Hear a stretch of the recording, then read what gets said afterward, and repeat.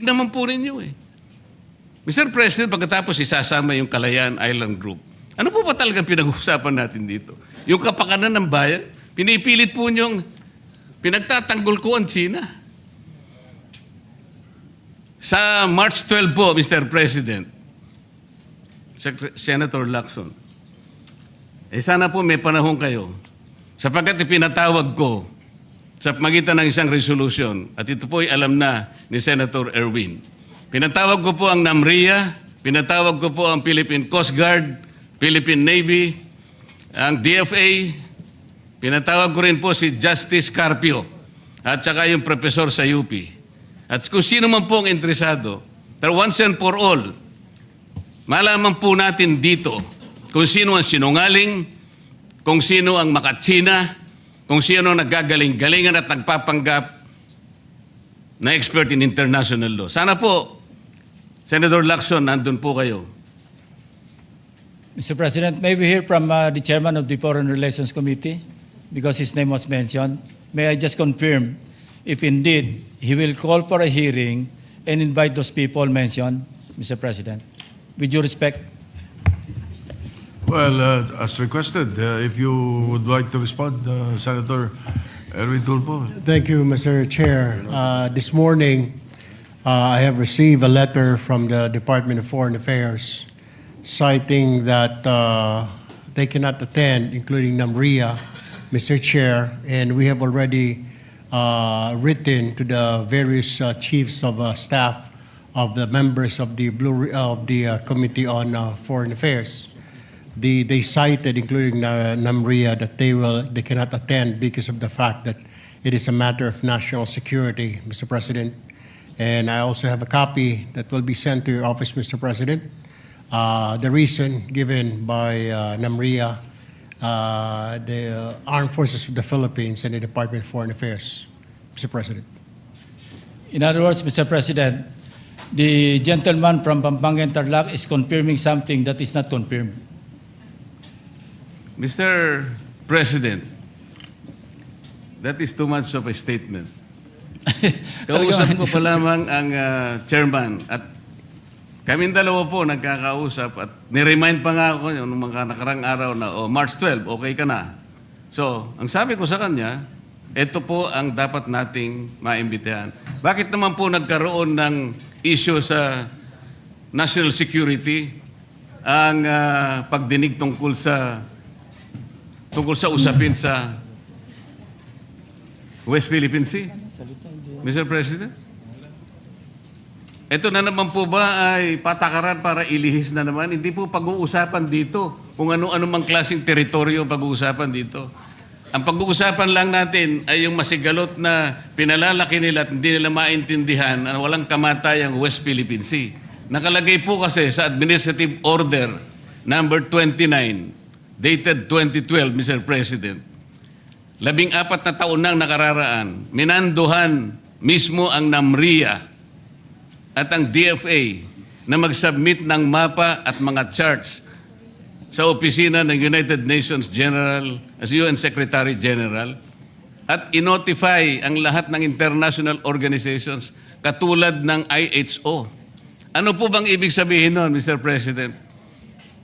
Alam po ba ito ni Senator Lacson, yung Administrative Order number 29? This is something between the chairman of the Foreign Relations Committee and the gentleman from Tarlac and Pampanga, Mr. President. Hindi po, tinatanong ko po kayo. No, kasi, I don't know Administrative Order number 29. hindi po ninyo alam, sasabihin ko sa inyo. I don't Ulitin need to ko. know, Mr. President. I'm not interested. Hindi po kayo interesado sa isang bagay na napaka-importante sa ating bansa? Hanggang ngayon, hindi ma-drawing ang West Philippine Sea. Hindi kayo interesado? Hindi po ako rin interesado sa sinasabi ninyo. Maring hindi po kayo interesado sa Kasi, sinasabi ko. no, Ngunit ang sasabihin ko, interesado ang buong Pilipinas. Sapagkat ito, dito nakasalalay po kung sino nagsasabi ng totoo. So ayaw po ninyong malaman ang totoo, Ginoong Lacson? Kasi po, Mr. President, ang ipapalabas na naman niya, yung China, may karapatan dyan sa lugar na yan. Kaya ayoko na po marinig kasi ilang beses na po natin narinig yan, medyo masakit na sa tenga eh. Alam po Kaya ninyo, sinasabi ko po, ayoko alam na po ninyo, marinig Mr. kung nanggagaling President, sa kanya, Mr. President. si Senator Lacson po ay, ang pagkakaalam ko, isang magaling na investigador. Eh ngayon po pala yung manghuhula na. Paano po niya nahulaan? Ang sasabihin ko ay, the debate is going into Yeah. motives and all of that. So, motu proprio, the presiding officer declares the session suspended.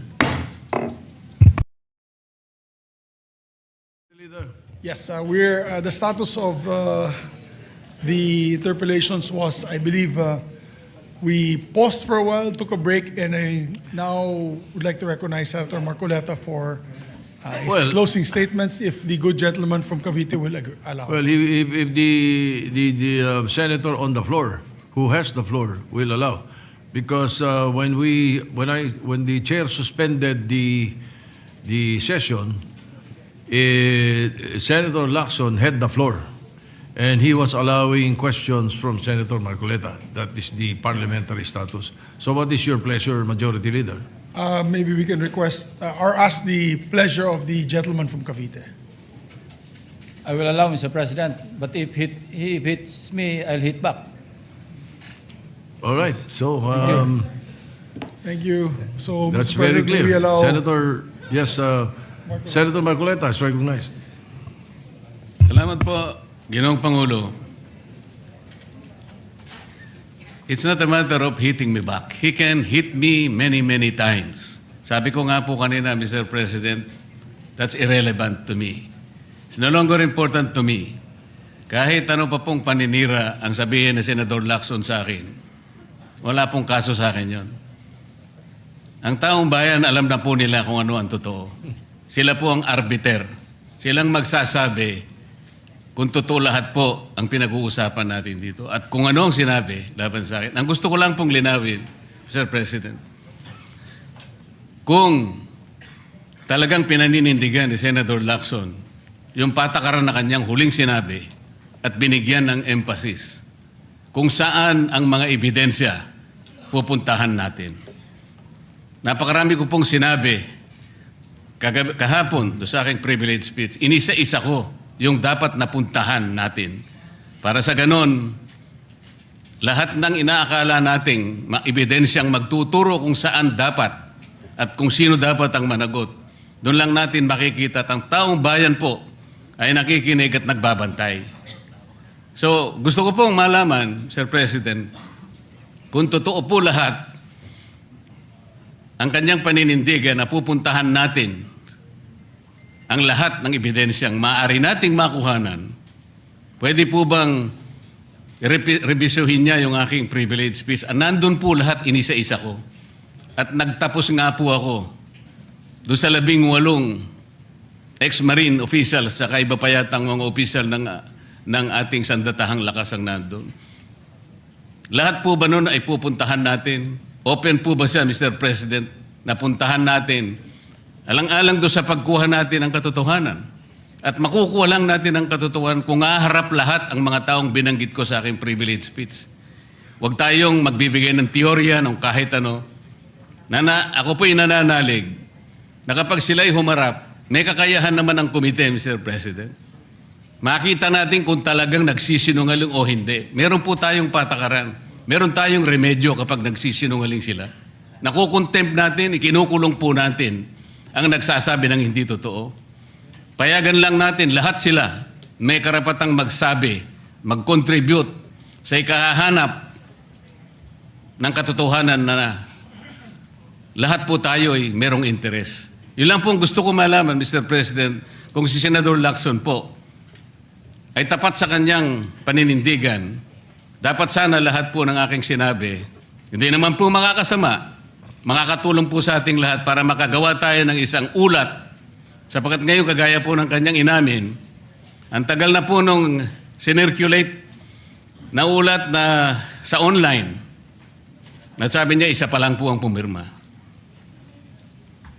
So, pwede po bang malaman sa ating kasama, Senador Lacson, lahat po ba nung aking binanggit sa aking privilege speech ay tutunguhan natin sapagkat potential po na panggagalingan ng maraming ebidensya? para tapusin na po natin ito.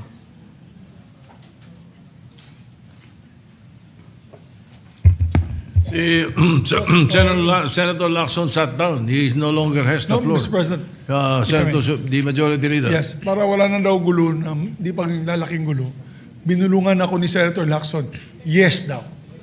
Kailan po kaya, Mr. President, mag-uumpisa? Ay, hindi ko na po alam yun. Kasi po, kung yes, bitin na naman po, Mr. President. Ayoko pong mabitin ng taong bayan, Mr. President. Kaya gusto ko pong malaman, kailan, anong oras, tuloy-tuloy po ba para sa ganon? Ay mapayapa naman ang kalooban ng ating mga kababayan. Mr. President, may I respond? Yes, Senator Lacson. Isa lang po ang pakiusap ko, baka pwedeng pirmahan niyo muna yung partial committee report. Seryoso po ba kayo? I'm serious, Mr. President. So we can get over it, no? Because that is a partial. And move forward. Yes, that's a Partial, and then you can move forward to the next one. That is correct, Mr. President. Paano ko po Yes, but, pipirmahan again, para sa report, Mr. President? Ang gusto ko makumpleto muna, kaya nga po ako'y nakikiusap, puntahan po natin ang mga potential areas of evidence. Kung payag naman po kayo, umuuna kayo, tinatanong ko lang ngayon, meron na po ba tayong schedule? Sana mo po, kahit weekly lang, Mr. President, tapusin na po natin ito. I believe that the Committee on Rules should tackle that particular question because today I found out that those members, those so-called ex-military soldiers that you're mentioning and the people behind it, some members of Congress filed a case of cyber libel on them. And therefore, I think the Committee on Rules should check first whether we can call a hearing on that particular issue kung ganong merong kaso at meron ongoing case. Ginong So Pangulo, I suggest that your question and the privilege speech and the ensuing debates thereafter be referred to the Committee on Rules. I would like to entertain a motion to that effect, Mr. Majority Leader. I don't think we can answer the question of Senator Marcoleta now because of that particular issue. Yes, Mr. President. Dahil po ba, Mr. President, merong nagsampa ng demanda doon sa mga taong inakala nating makakatulong sa atin? Magiging sagwil na yon para hindi natin sila tawagin. So, ibig sabihin pwede palang i-demanda na lang at ang gustong magkukusa na pumunta rito, tapos na tayo. I cannot answer your question. That's the reason I'm saying that we should ask the Committee on Rules to rule on that. You can be right, you can be wrong. But I do not want to answer you and tell you that you are right and that we could do that. It's Kaya nga better po. that we have the Committee on Rules decide. You are a member of the Rules Committee. Why don't you take it up? That is the best thing to do. And not belabor the issue.